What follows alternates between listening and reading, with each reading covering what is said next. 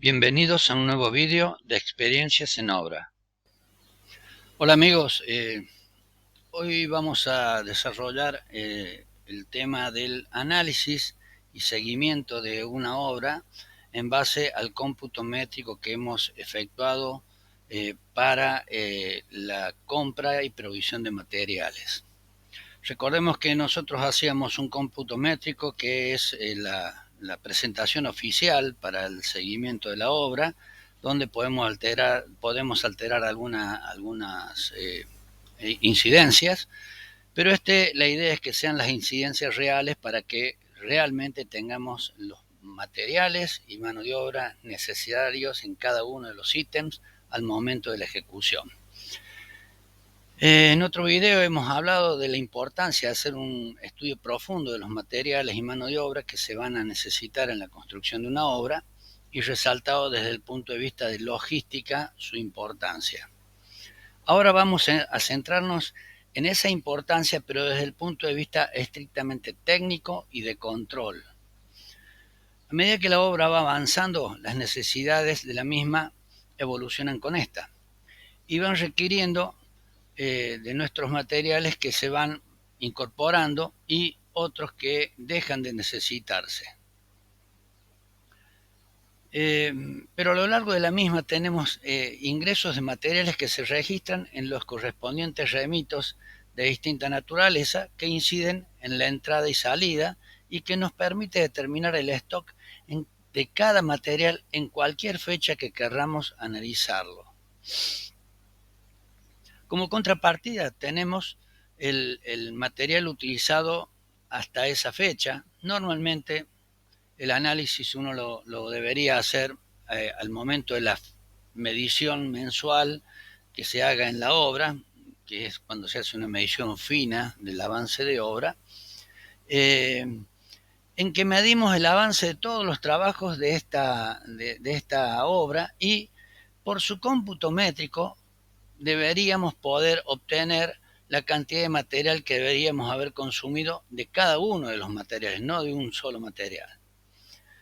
Esta segunda fase resulta muy difícil si no se cuenta con un software, pero aún así, como constructores debemos tener una idea lo más aproximada posible de los materiales utilizados. La diferencia entre lo ingresado y lo utilizado en cada material nos indicará el stock remanente que deberíamos tener de cada uno y evaluar la cantidad de capital estacionado sin producir que tenemos en la obra.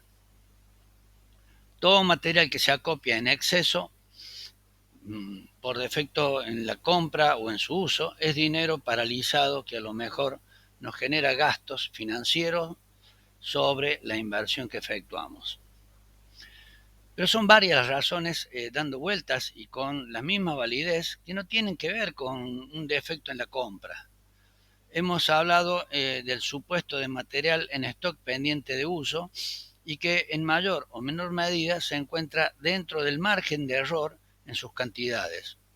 Enumeremos estas diferentes situaciones posibles. Por ejemplo, la diferencia entre el material en stock es mayor que lo usado, pero el stock remanente se encuentra dentro del valor calculado. Esto fue recién explicado en mayor medida y donde hace mención a una mayor compra de que lo previsto a utilizar, con lo cual se genera un acopio muerto que tiene un costo financiero nada despreciable. Pero no quiere decir que esta decisión esté mal o del todo mal. Puede darse el caso de que por motivos de la llegada de las épocas de lluvias, sea conveniente hacer un acopio de áridos que nos permita soportar los altibajos generados por aquellos días en los que las malas condiciones del clima no nos permiten extraer áridos desde las canteras o ríos.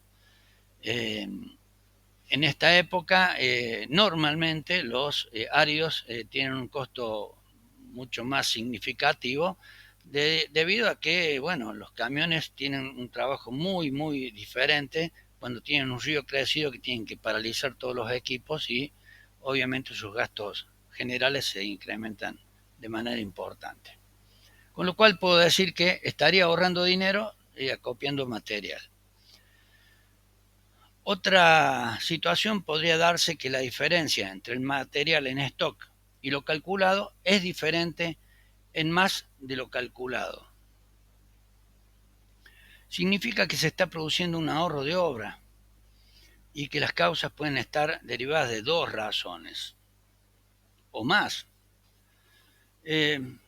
Por ejemplo, una menor cantidad del ítem que de lo que se previó hacer por ajuste de proyecto o mal cómputo métrico, que podría darse un error de oficina técnica, obviamente.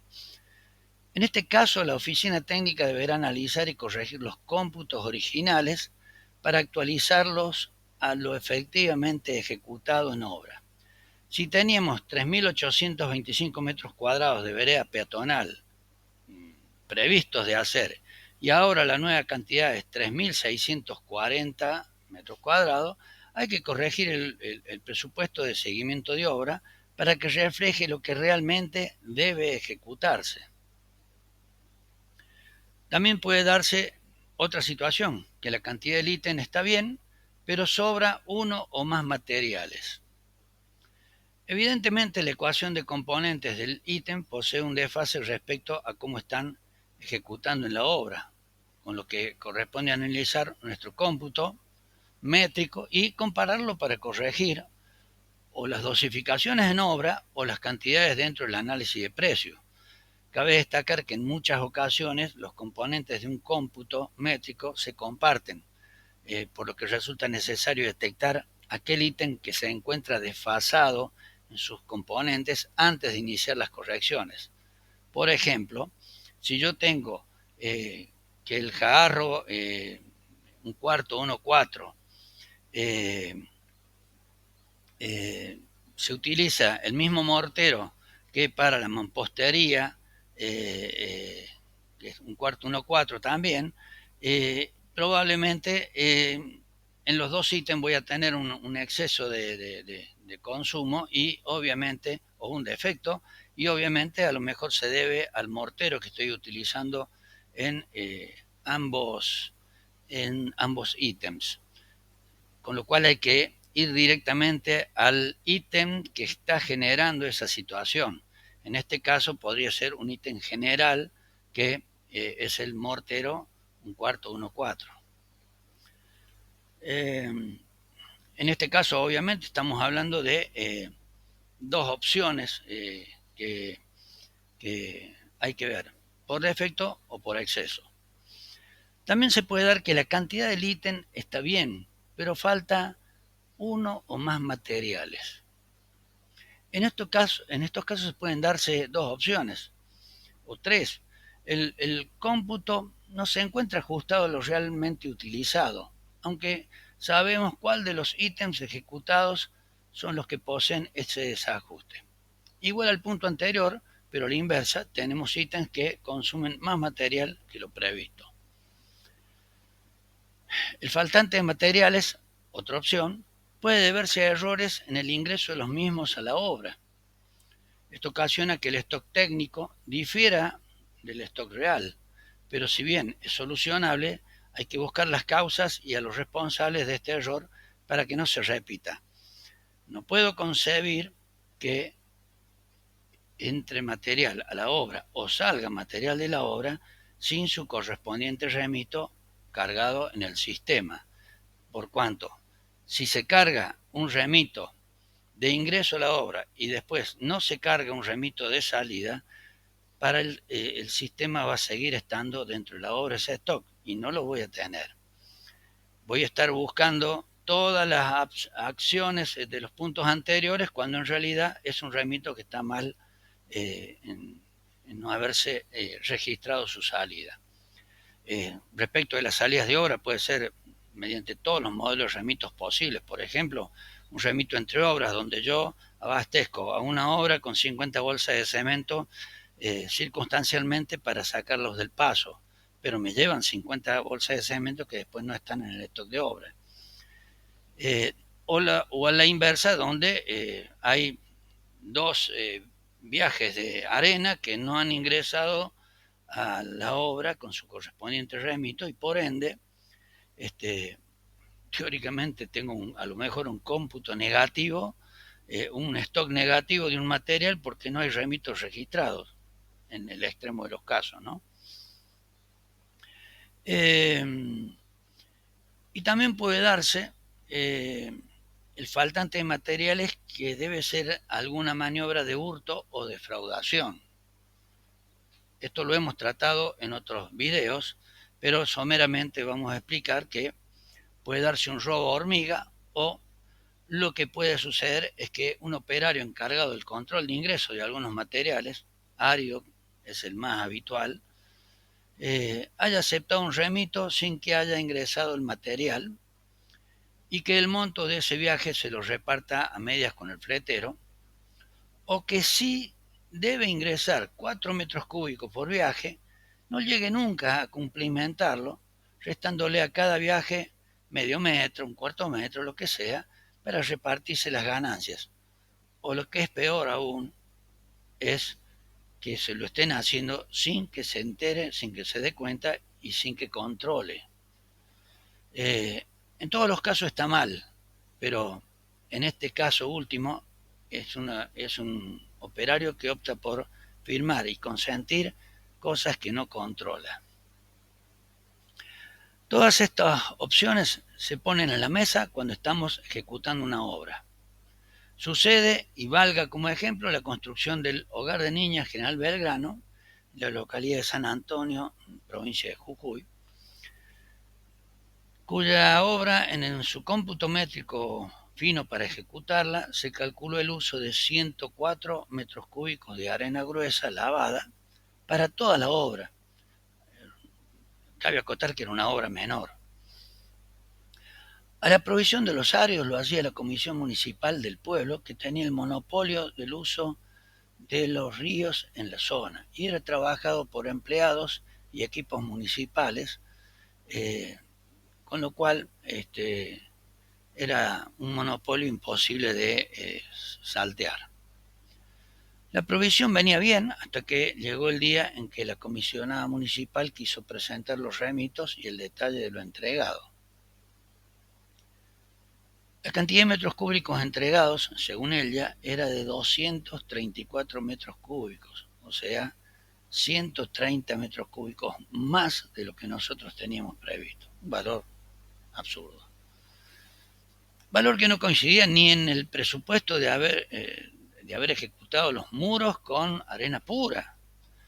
Le pedimos que nos presente el detalle de remitos día por día, y los mismos no tenían firma o estaban con firmas apócrifas, y en otros casos aduciendo que no había quien recibiera los materiales en la obra, los dejaban en la calle.